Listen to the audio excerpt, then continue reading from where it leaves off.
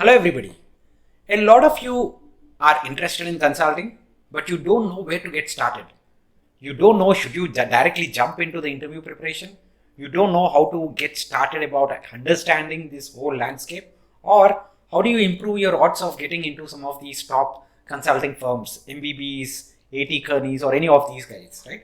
So this video, I'm trying to demystify a few of these things for you. We'll talk about three things. Number one, what is consulting? At a beginner level, what do you need to understand about the work that is done by these guys? Number two, we'll talk about how do you get started with your interview preparation. Number three, we'll talk about how do you maximize your chances of getting into these firms. That is profile building, right? So let's get started right away with the first point. That is, what is consulting?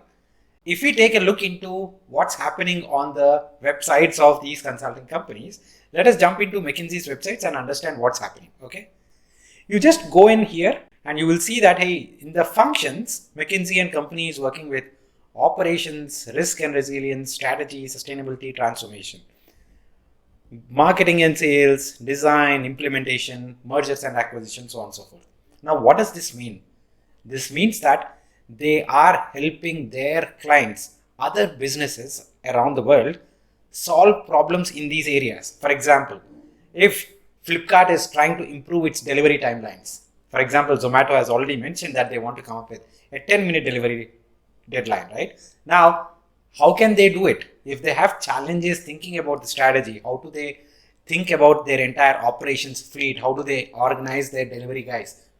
To answer these kind of questions within the operations space, day-to-day operations for Zomato, McKinsey or BCG or Bain might come in, and that is what they do under operations, right? Now, if we look at what they do under marketing, well, we can say, hey, if Swiggy is planning to get into Australia or if Swiggy is planning to get into Sri Lanka, then they need to understand what is the entire market launch strategy. Are they going to go and purchase some other food delivery company over there? Or are they going to get in and say, hey, we are building everything from scratch, right? So these kind of problems, again, these consulting companies will go and help.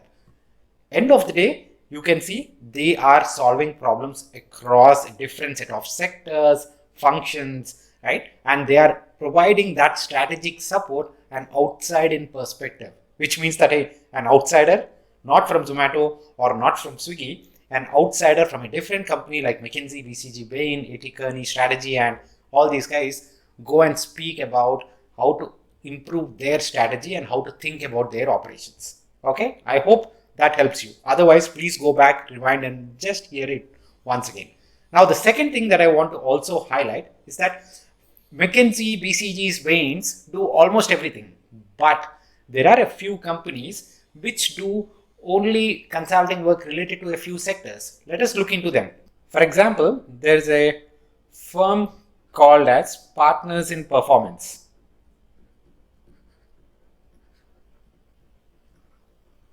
They do majority of their projects in operations.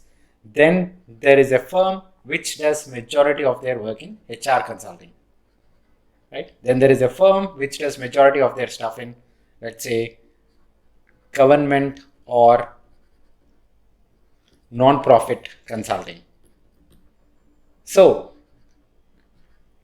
while McKinsey, BCG, Bain, and the big guys do project around different sectors, different functions, there are a few companies which work in specific functions, which work in specific businesses, right? Specific industries. You need to know this difference, because if you are planning to apply with certain set of experiences, or if you want to go and explore every single thing out there, you can choose, you can pick which companies to apply versus not. So this is the basic of consulting, right? Hey, end of the day, you are solving a business problem for a client, or you are solving a challenging problem for the client. That's it. That's where it starts and that's where it ends. Okay.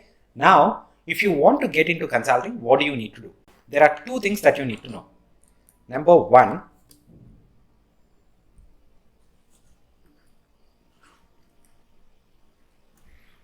you need to remember that this is a tough industry to crack. Okay. So the applicants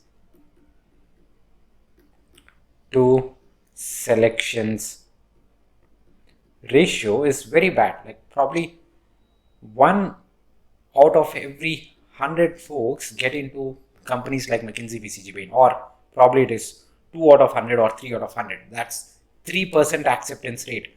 If you put that in perspective, Harvard has an acceptance rate of close to 10%, right? All the top business schools have an acceptance rate of close to 10%, and McKinsey, BCG, Bain's, and a few other top consulting companies have acceptance rate of 3%. So you know that, hey, first, even to get an interview invite, your resume has to be super strong, right? Then the second one, you need to know how to prepare for these interviews. Let us start with these interviews, because a lot of people have misconceptions with respect to how do they go and solve cases, that is case interviews, right? Because for every consulting company, what you need to do is you need to basically crack a case interview to keep progressing into from first round to second round and finally until you get that offer.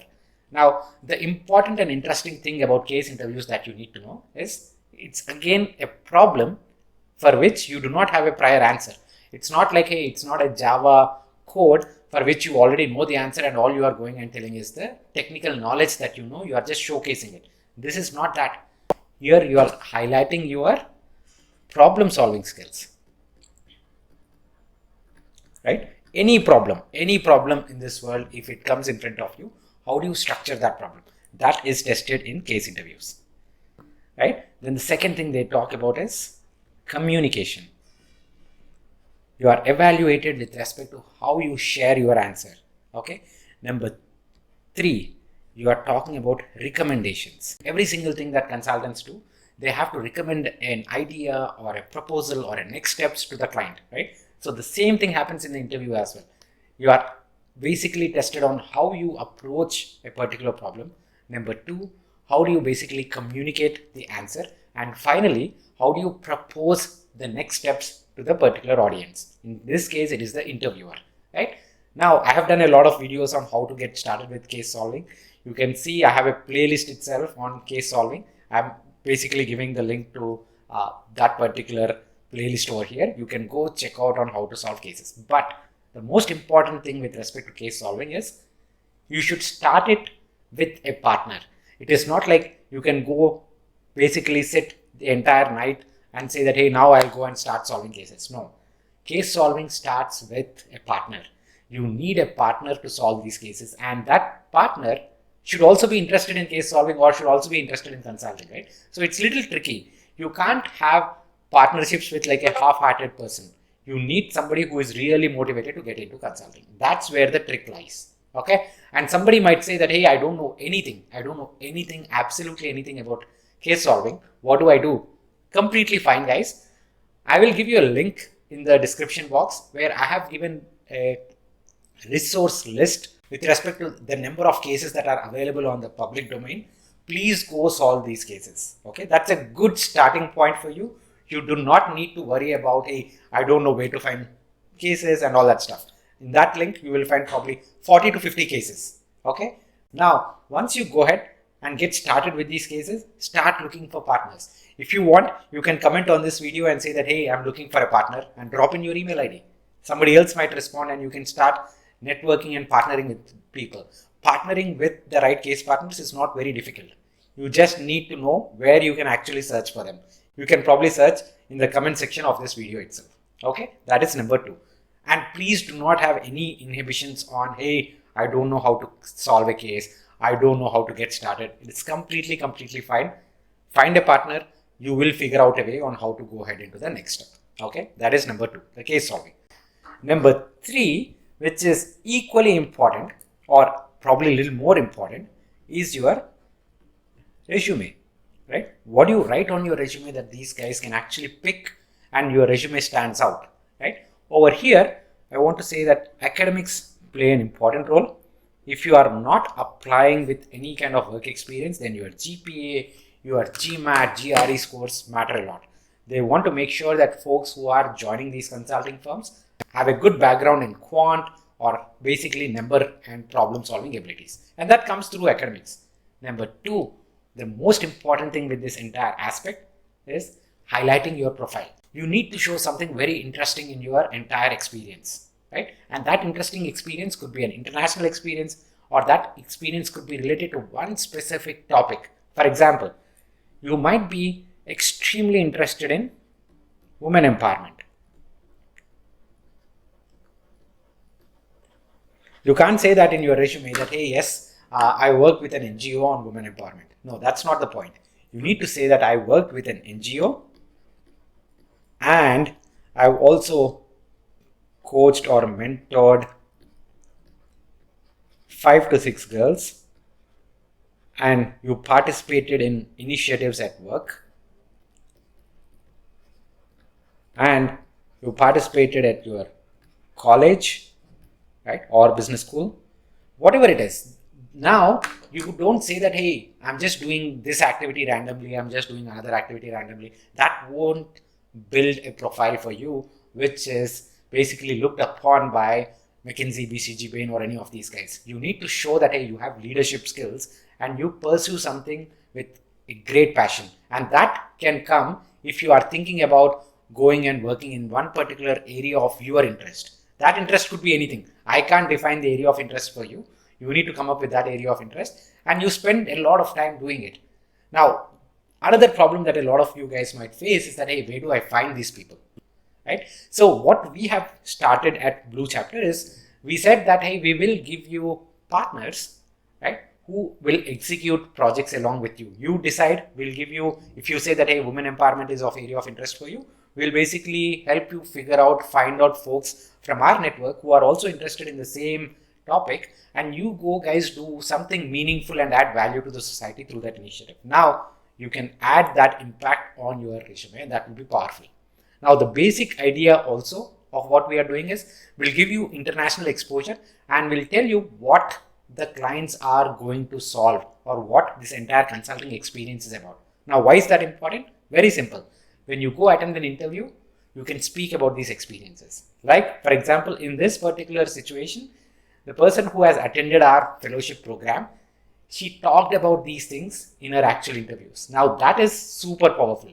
You speak the consulting language. And when you say that you worked with Ex-MBB consultants on your resume, that adds a lot of value too, right? So look for opportunities where you can actually build these practical experiences and you can speak about these in your resume, your interviews, so that you are communicating with them that, hey, I already know about consulting and I don't need to probably start from the basics. I am well versed with where to get started and I'm ready to go. You show that enthusiasm to these guys, right? So there are different ways for you to get started. Blue Chapter is one way where you get an international exposure, and number two, you get to meet people, or you might just start doing it with your friends, right? Absolutely nothing wrong, whichever way you do. Now, we just talked about 3 things, guys. Number 1, understanding consulting. Number 2, we talked about how to prepare for case interviews. How do you get started with case interviews? Again, I have given links to those kind of interviews. I have also given a link to a place where I have stored repository of 40 to 50 publicly available cases. Okay. Number 3, if you want, please type down your email ID in the comment section, and others who are interested might also reach out to you. Everybody, please do comment your email IDs if you are interested in finding a case partner, because that will help you. Finally, and I want to say that, hey, you need to have spikes in your profile, whether you work with a friend, whether you work with Blue Chapter, whether you work with any other organization, pick up practical experiences that you can speak about in your interviews. All right, guys, I hope this is helpful. For a beginner to understand these things and then execute on these things would be wonderful for you. Okay, good luck and look forward to seeing you again in the next video. Bye-bye.